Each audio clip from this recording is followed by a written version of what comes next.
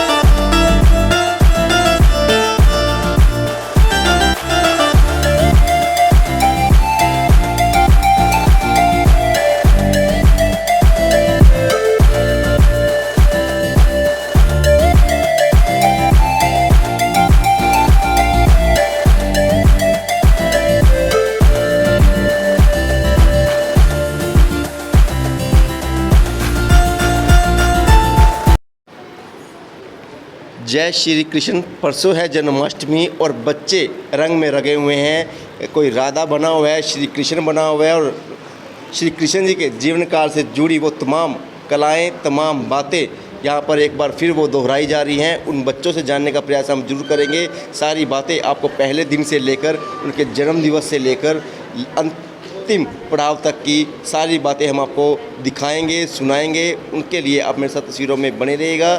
खबर को भी लाइक और शेयर जरूर कीजिएगा। नन्हे बच्चों ने जो रूप धारण किया हुआ है वो उनको लेकर आप क्या कहना चाहेंगे, कमेंट बॉक्स में लिखना मत भूलिएगा। हम सारी बातें आपको दिखाएंगे। जब उनकी सुदामा जी से दोस्ती थी, गोवर्धन पर्वत का उठाना और शेषनाग जी का जो कर्तव्य था, और भी बहुत सी ऐसी बातें हैं जो श्री कृष्ण जी के जीवन काल से जुड़ी हुई हैं। सारी बातें एक एक करके हम आपको दिखाएंगे। मेरे साथ तस्वीरों में बने रहिएगा। हिंदी की अध्यापिका हमारे साथ मौजूद हैं, उनसे जानेंगे पहले दिन से लेकर अंतिम पड़ाव तक की सारी बातें, कृष्ण लीलाएं जो भी की थी, और उनसे जानते हैं। मैम, क्या कहेंगे पहले दिन से लेकर अंतिम पड़ाव तक की? सबसे पहले तो मैं DAV police public school police line Karnal की ओर से आप सभी को जन्माष्टमी की हार्दिक शुभकामनाएं देती हूं। भगवान श्री कृष्ण का पावन पवित्र ये त्यौहार है जन्माष्टमी, जो भगवान श्री कृष्ण के जन्म के उपलक्ष्य में हम मनाते हैं। आप देख रहे हैं ये कारावास है जहाँ पर भगवान श्री कृष्ण ने जेल में जन्म लिया था वासुदेव के यहाँ से। इसके बाद जो हमारी दूसरी झांकी हम आपको दिखा रहे हैं, ये यमुना नदी है। वासुदेव जी भगवान श्री कृष्ण को यमुना के द्वारा लेकर के नंद के घर गए थे, और जब यमुना नदी के कुछ वासुदेव जी पार कर रहे थे तो यमुना नदी पूरे उफान पर थी, क्योंकि वो भी भगवान श्री कृष्ण का आशीर्वाद लेना चाहती थी। और जैसे ही देखो भगवान श्री कृष्ण का चमत्कार देखिए आप, जैसे ही भगवान श्री कृष्ण ने अपना जो चरण है यमुना जी में डाला और यमुना नदी बिल्कुल शांत हो गई, क्योंकि वो भी भगवान श्री कृष्ण के पावन जन्म अवसर पर उनका आशीर्वाद ग्रहण करना चाहती थी। और इसी यमुना नदी के द्वारा जो है वासुदेव जी भगवान श्री कृष्ण को लेकर पहुँचे नंदगांव। दूसरी झांकी हम आपको दिखा रहे हैं, ये नंद का घर है, जहाँ पर भगवान श्री कृष्ण के जन्म के उपरांत यहाँ पर आनंद छा गया। सभी नंदवासियों ने ढोल नगाड़े बजा करके भगवान श्री कृष्ण का स्वागत किया। उसके बाद हम चलते हैं, इसके बाद भगवान श्री कृष्ण की अनेक लीलाएं हमें देखने को मिलती हैं। जैसे पहली लीला आपके समक्ष आ रही है कि भगवान श्री कृष्ण बचपन में माटी को खा रहे थे। माँ यशोदा के साथ गए थे वो यमुना तट पर, और वहाँ पर उन्होंने माटी को खाना शुरू किया, और यहीं पर ही भगवान श्री कृष्ण ने माँ यशोदा को पूरे ब्रह्मांड के दर्शन कराए अपने मुख के द्वारा। साथ ही साथ ये भगवान श्री कृष्ण है, ये कालिया दमन भगवान श्री कृष्ण ने किया। ठीक है, वो यमुना नदी के अंदर कालिया रहते थे, नाग रहते थे, जिसकी वजह से वो जहर जो है पूरी यमुना में फैल गया। जब भगवान श्री कृष्ण को इसका आभास हुआ तो वो यमुना के किनारे पे गेंद खेल रहे थे, और गेंद खेलते खेलते वो गेंद जो है यमुना में जा गिरी। तब भगवान श्री कृष्ण यमुना में कूद गए, और वहाँ पर उन्होंने कालिया का, नाग का दमन किया, और सभी गोकुल वासियों को इस कालिया नाग से उन्होंने मुक्ति प्रदान की। उन्हें क्षमा याचना की और कहा कि प्रभु, मैं आपका अनन्य भक्त हूँ, और आपके आशीर्वाद से मुझे जो है सद्बुद्धि प्राप्त हुई है। अब मैं यहाँ से प्रस्थान करता हूँ। उसके बाद गोवर्धन पर्वत की आप झांकी देख रहे हैं।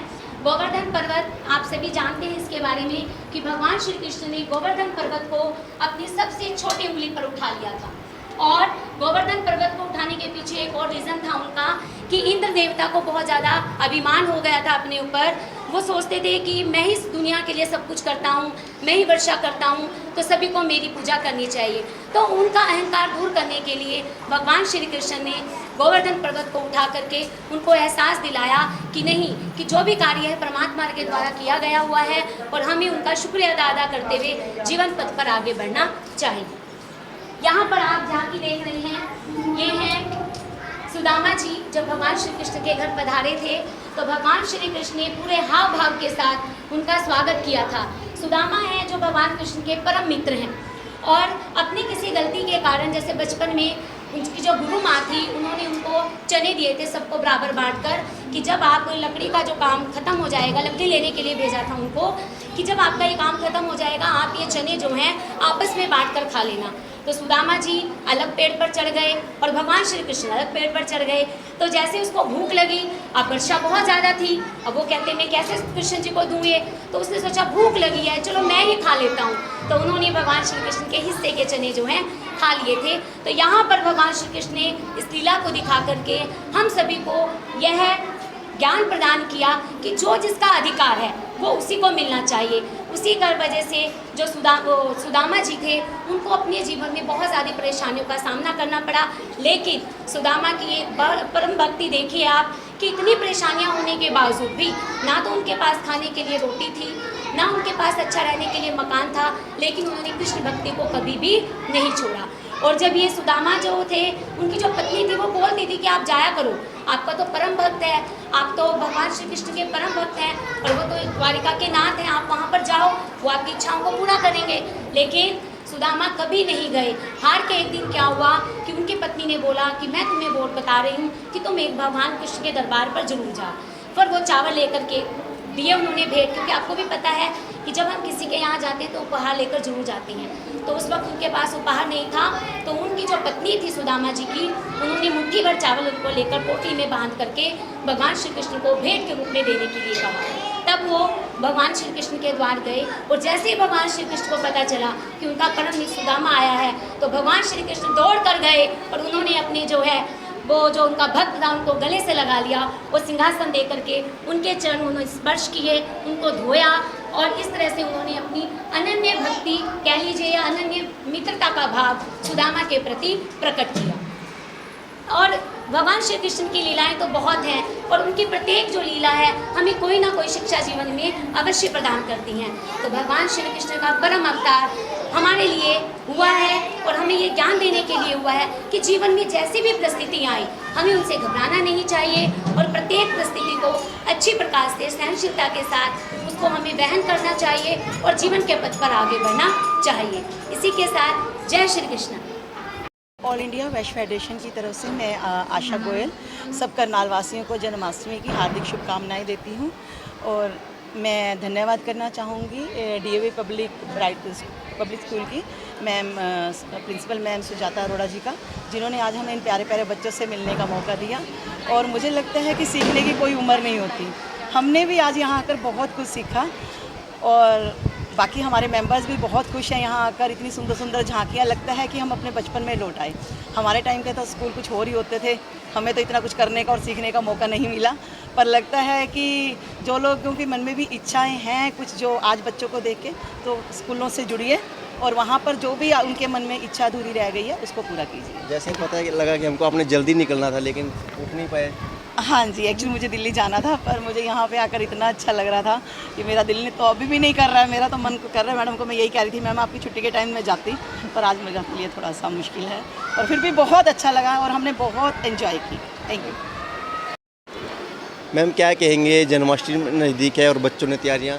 हाँ जी, सबसे पहले तो सभी को जन्माष्टमी की बहुत बहुत शुभकामनाएं और मैं प्रे करती हूँ भगवान श्री कृष्ण सब पे अपनी कृपा बरसाते रहे। और आज हमने एक इवेंट रखा था यहाँ कि हम क्लास वाइज प्लान किया था, नर्सरी टू 2 का आज हमारा जन्माष्टमी सेलिब्रेशन था। तो इसी के साथ हमने मुकुट डेकोरेशन, मटकी और बांसुरी डेकोरेशन कॉम्पिटिशन्स भी करवाए थे और बच्चों को प्राइजेस भी दिए। तो मैं थैंक यू करना चाहूँगी टीम जो हमारे बीच में आज आई, AIVF और आशा गोयल जी और सभी जितने भी उपस्थित रहे। बहुत बच्चों का हौसला बढ़ाया, सबको प्राइज़ दिए और बच्चों ने भी बहुत अच्छा परफॉर्म किया। तो ये एक बच्चों का कैलिबर आगे प्रेजेंट करने का एक चांस होता है। और सबसे बड़ी बात है, बच्चे अपने फेस्टिवल्स जो है भूलते जा रहे हैं, उनको पता ही नहीं है किसी भी फेस्टिवल के बारे में। तो हम इसलिए भी सेलिब्रेट करते हैं ताकि बच्चों को पता होना चाहिए कि क्या चीज़ किस लिए मनाई जाती है। तो ये हमारा उद्देश्य था मेनली कि जन्माष्टमी बच्चों को पता होना चाहिए, क्योंकि मंदिर में मत्था टेकना, मेलों में जाना चले जाएंगे, मगर उसका इतिहास क्या है, कान्हा जी कौन है, कैसे उन्होंने सृष्टि की रचना की, ये ज़रूर पता होना चाहिए बच्चों को। मैं पर्सनल है थोड़ा सा, लेकिन पूछना चाहूँगा बच्चों को क्या खिलाते हो आप? क्या खिलाती हूँ? क्या खिलाते, जितना एक्टिव इतना कैसे हो गए? मेरे बच्चों को सबसे ज़्यादा मेरा प्यार, उनकी ऐसा है कि खाना तो वो अपने घर से खा के आते हैं। मेरे बच्चों के अंदर, मेरे बच्चों का प्यार मेरे अंदर जो मुझे एनर्जी देता है और अच्छा काम करने का, और मेरा प्यार उनके अंदर दौड़ता है मुझे जो लगता है। क्योंकि यहाँ जो मेरा बच्चा है ना, उनके लिए तो मैं बस आप ये भी नहीं सोच सकते 24/7 हूँ।